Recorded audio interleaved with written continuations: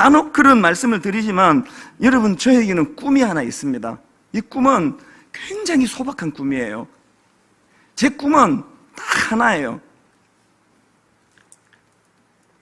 제가 은퇴하는 날, 또 조금 더 범위를 넓히면 제가 이 세상을 하직하는 날, 제가 하나님 나라로 가는 그날, 우리 집의 새아이에게서 저는요, 이 말을 듣는 게 내 인생의 꿈이에요.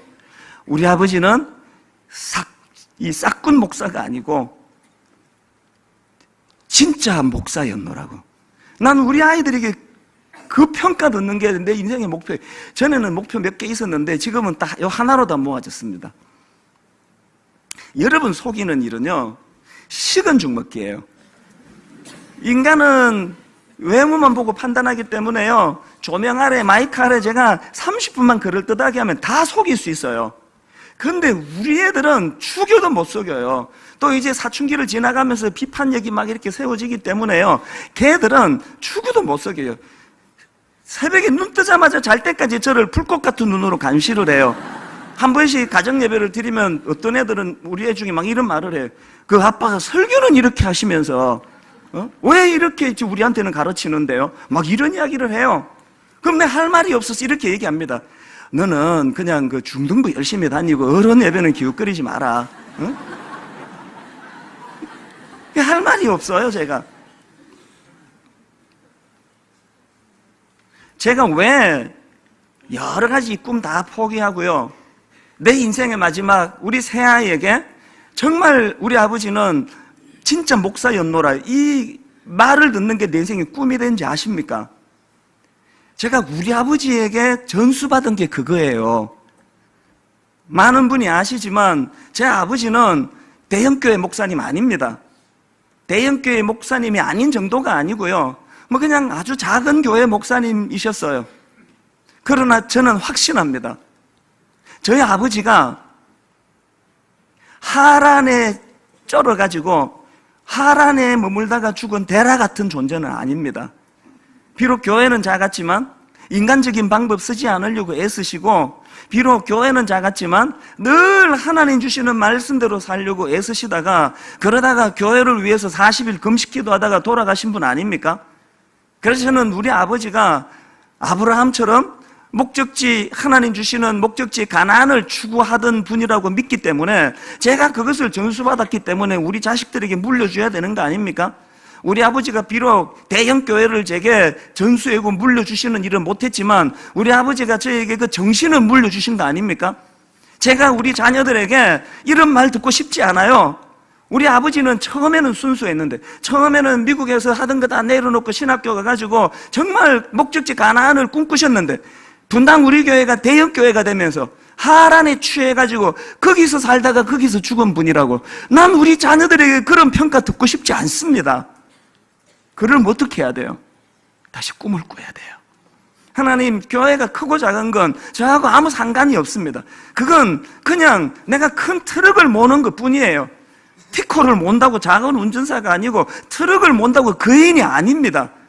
그냥 내게 맡겨진 이 일만 우직히 하다가 하나님이 원하시는 하란을 떠나 가나안 목적지를 향해 나가기를 원하시면 그냥 우직히 가다가 내 시간이 끝나면 조용히 사라지는 것, 이게 제가 우리 새 아이들에게 싹군 같은 아버지였노라는 말을 피할 수 있는 유일한 비결 아닙니까? 저는 분당 우리 교회에서 예배 드리는 모든 성도님들에게 여러분 이 꿈이 있게 되기를 바랍니다.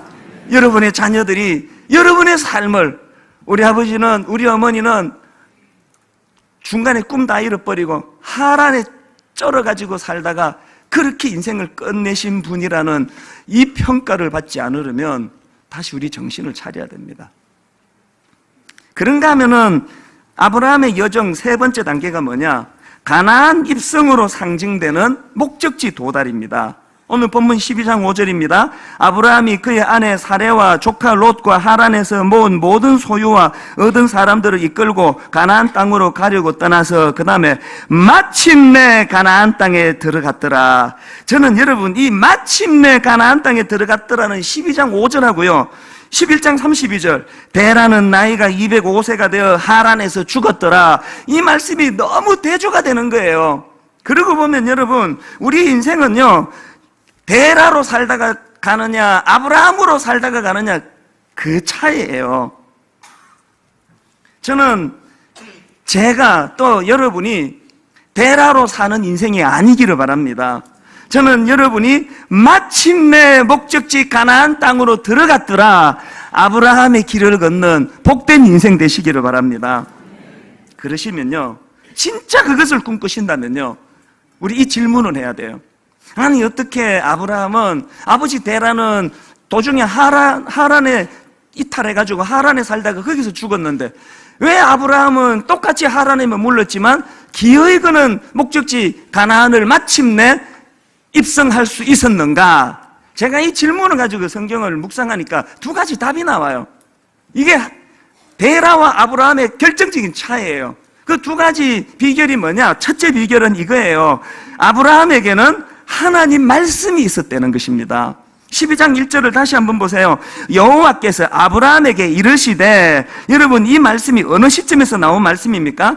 바로 앞 11장 30절에 사레는 임신하지 못함으로 자식이 없었더라. 11장 32절에 데라는 나이가 205세가 되어 하란에서 죽었더라. 아브라함에게 이런 현실적인 결핍, 이런 현실적인 고통과 슬픔을 가져다주는 아버지의 죽음, 그 너머에 바로 그 다음 12장 1절에서 이것을 뛰어넘는 여호와께서 아브라함에게 이르시되 말씀이 있었다는 거예요. 그래서 구약학자입니다. 이 장신대학 신학대학원에서 구약학을 가르치시는 하경태 교수님의 그 논문을 보니까요, 이분이 뭘 주장하느냐 하면, 이 아브라함 이야기의 큰 주제 중 하나가 뭐냐 하면은 바로 창세기 11장 30절에 나오는 사라의 불임, 이거 하나 하고요. 그런가 하면은 12장 2절에 나오는 하나님의 약속의 말씀, 12장 2절에 어떤 약속의 말씀이 나옵니까? 내가 너로 큰 민족을 이루고 내게 복을 주어 내 이름을 창대하게 하리니 너는 복이 될지라. 이 두, 현실적으로는 불임이라는 이 결핍과 또 12장 2절에서 하나님께서 이 결핍된 아브라함을 향하여 이 놀라운 약속의 말씀에 이 두 축이 아브라함 이야기의 전체 줄거리라는 거예요. 아브라함만 그렇습니까? 우리는 안 그렇습니까? 그러시려면 우리도 아브라함처럼 이제 하란을 털고 일어나 우리도 다시 가나안을 꿈꾸시려면 말씀이 임해야 돼요. 여러분, 하나님 말씀이 들려지고 있습니까? 여러분 삶 속에 엿새 동안 하나님의 말씀이 들려지기를 꿈꾸십니까? 하나님의 말씀이 들려지는 복된 인생 되시기를 주님 이름으로 축원합니다. 여러분, 이렇게 쉽게 아멘 하지만요, 정직하게 자기를 보세요. 여러분의 엿새가 지금 하나님의 말씀이 들리는 환경입니까? 온통 하란에 쩔어가지고 귀를 닫고 살아가는데 이게 들리는 상황이 있냐고요. 지금 주일날 교회 올 때 성경 한번 펴는 거 말고는 1년 12달 하나님 말씀 한번 펴본 적이 없으면서 큐티집이 뭔지도 모르고 살아가시면서 묵상이라는 게 도대체 이게 뭐 국거리인지 반찬거리인지도 모르고 그렇게 살아가시면서 하나님의 말씀이 임하기를 원한다는 건 어불성설 아닙니까? 이게 옛날에 제가 청소년 사회 갈 때 같으면 막 엄청 막 깨고 막 반 죽여놔야 되는 대목인데, 이 어른이라서 그럴 수도 없고, 그 너무 하시는 거 아닙니까? 오늘 우리가 세상 사람과 뭐가 다르냐고요. 음성이 안 들리는 걸 이상하게 여기시면 안 됩니다. 그러면은 안 들리게 돼 있는 거예요. 오늘 우리가 비참하게 하란으로 죽을 것입니까? 그 살기 좀 좋다고 여기서 그냥 이러다가 끝낼 겁니까? 이제 정신 차리고 목적지 가나안을 향해 나가야 될 거 아닙니까? 그러시려면 어떻게 해야 돼요? 12장 1절에 아브라함에게 임하신 하나님의 말씀을 갈망해야 될 거 아닙니까? 사모해야 될 거 아닙니까? 그런가 하면 두 번째로 아브라함이 아버지 데라와 달리 마침내 가나안에 입성할 수 있게 된 이유가 하나 더 있습니다. 그것은요, 그렇게 들려진 하나님의 말씀이 주는 꿈의 회복의 능력 때문이에요. 잠언 29장 18절 말씀입니다. 묵시가 없으면 백성이 방자히 행하거니와 율법을 지키는 자는 복이 있도다. 재밌는 게 이게 지금 그 대꾸법이라 그러나요? 묵시와 율법을 지금 그 대꾸적으로 사용하고 있고요. 그리고 여기 나오는 이 묵시를 제가 영어 킹 제임스 버전으로 보니까 이렇게 돼 있더라고요. Where there is no vision. 여기 나오는 묵시를 비전이라고 번역을 했어요. 그런가 하면은 영어 NIV 성경에 보니까 이 부분을 Where there is no revelation. Revelation이라는 것은 계시. 하나님께서 우리에게 당신 자신을 드러내 보여주시는 그게 계시 아닙니까? 제가 이 레벨레이션이라는 단어와 비전을 묵시로 번역한 이 성경을 제가 묵상하다가 깨달은 게 뭐냐 하면은, 하나님께서 우리에게 계시해 주시는 말씀은 저주의 말씀이 아니에요. 하나님이 우리에게 계시해 주시는 그 말씀을 우리가 귀를 열고 경청을 하면 우리 안에 비전이 회복된다는 거예요. 꿈이 살아난다는 거예요. 오늘 한국교회가 이렇게 수치의 자리에 빠진 것, 오늘 한국교회 성도들이 이렇게 비참한 사람들에게 손가락질하며 받으며 살게 된 결정적인 게 하나님의 계시가 없다는 거예요. 묵시가 없다는 거예요. 묵시가 없으니까 비전이 없다는 거예요. 그래서 오늘 여러분 여기 나오는 꿈이 없으면, 묵시가 없으면 백성이 방자히 행하거니와, 오늘 가슴 아픈 한국교회 목회자들, 한국교회 성도들, 한국교회의 방자의 행함의 근본적인 원인이 여기에 있다는 거 아십니까? 그래서 여러분, 지난주 제가 분당 우리 교회가 이제 1만 성도 파송 운동 선언하고 이제 향후 9년을 내다보면 혼미한 상태에 빠졌다, 갈 바를 알지 못한다, 그런 참 가슴 아픈 말씀을 드렸는데, 그런데 여러분, 이건요 동전의 양면이에요. 또 한편으로 생각하면 이것만큼 복된 게 없어요. 우리가 하나님 주신 비전 때문에 이 퍼즐 한 조각, 또 만들어줬으니까 써야 되죠. 이 퍼즐 한 조각 손에 들고 갈 바를 알지 못해 혼미하는 것은 이건 축복이에요. 이게 왜 축복인지 아십니까?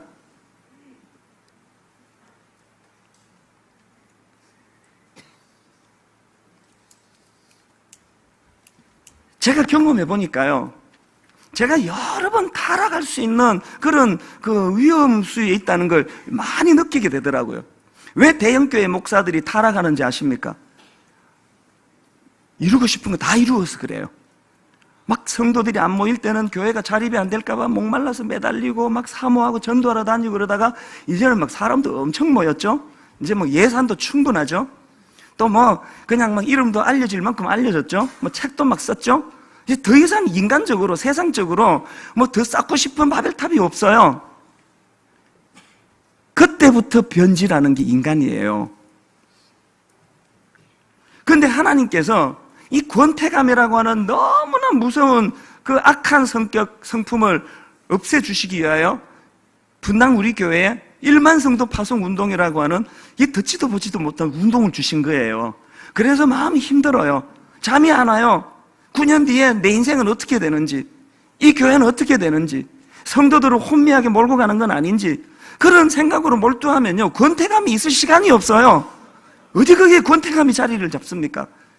막 불안해 죽겠는데 맨날 하나님께 매달리고 하나님 묵상하고 은혜를 구하고, 그렇게 여러분 하나님 앞에 하나님 주시는 1만 성도 파송 운동이라는 이 비전을 붙들고 나니까요, 그리고 자꾸 하나님 앞에 불순물, 하나님 인간의 탐욕과 불순물이 여기 자리 잡지 못하게 해달라고 기도를 하니까요, 하나님이 저에게 어느 날 무슨 확신을 주셨냐면, 이 1만 성도 파송 운동은요 작은 교회를 돕자고 하는 일이 아니고 하나님이 분당 우리 교회와 저의 타락을 막도록 하나님이 이 교회에 주신 축복이더라는 것입니다.